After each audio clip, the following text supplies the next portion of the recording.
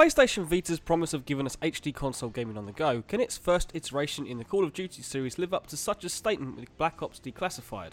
In short, not even close. As soon as you boot the game up, you'll drop straight into a shallow training mode that urges you to try it even if you're an experienced Call of Duty player. And this is down to how it controls. Without extra shoulder buttons, the grenades are mapped to the touchscreen along with knifing. It's extremely cumbersome having to drag and drop on the touchscreen to throw grenades with the same thumb you're supposed to be using for aiming on the analog stick. It makes using grenades during heavy firefights completely impractical. Just aiming in general is finicky in itself with the analog sticks. I constantly found myself overcompensating when aiming, and when adjusting the sensitivity it made turning even more sluggish. There's no happy medium. Really though, Black Ops Declassified's somewhat awkward controls are the least of its worries. Its so-called campaign, where it puts you behind the sights of Black Ops 1 heroes Alex Mason and Frank Woods, consists of a handful of missions that are played out just like Modern Warfare 3 Spec Ops missions. You get points for kills, star ratings for what difficulty you choose, and no checkpoints. It all runs with a steady frame rate, but the action never gets hectic enough to truly test the Vita. It has none of the flair or Michael Bay-esque set pieces and explosions that the series has become known for. But at times the firefights can be enjoyable with the many array of weapons taken from the last two Call of Duty games. Graphically it's passable, but up close it's downright ugly with murky textures and rough character animations. The enemy AI is also some of the worst AI to ever be put into an FPS. Having no intelligence, they'll blindly run out into the open or sit behind cover refusing to acknowledge your existence. In mass they can be ruthless though, consistently shooting in your direction even when you're not even in sight.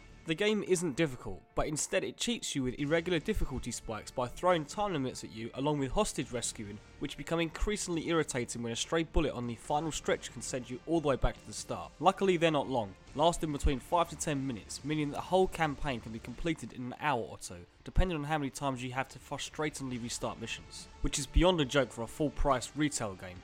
Thankfully, Black Ops Declassified does feature an online multiplayer mode, but with limited gameplay modes, only up to 8 players and just 6 maps, of which they are just smaller versions of old favourites from Black Ops 1. It still has perks and kill streaks of old, and it can still be quite entertaining level up your favourite weapons and unlocking attachments. But the main meat of the matches feel rigid, nothing about the shootouts flow and end up boiling down to whoever can get the drop on the other players first. Even with just 4v4, the maps feel cramped, enemies can quite literally spawn on top of you and vice versa. That is if you actually manage to find a match. As of right now, it's by pure chance to stay connected after the initial startup. There's also a lack of the fan favourite Zombies mode from its console versions, and instead in its place is Hostiles, which is essentially Modern Warfare 3 Spec Ops survival mode, where you face off against wave after wave of enemy soldiers on the 6 multiplayer maps. It can be fun, but with no leaderboards or any online integration whatsoever, you won't be going back to it. It's hard to see how anyone could get any enjoyment out of Black Ops Declassified. The game is a cliched mess, severely lacking in content, and is nothing more than a lazy cash-in. You'd have a hard time recommending this to even the most die-hard of Call of Duty fans. The console experience on a handheld, it definitely is not.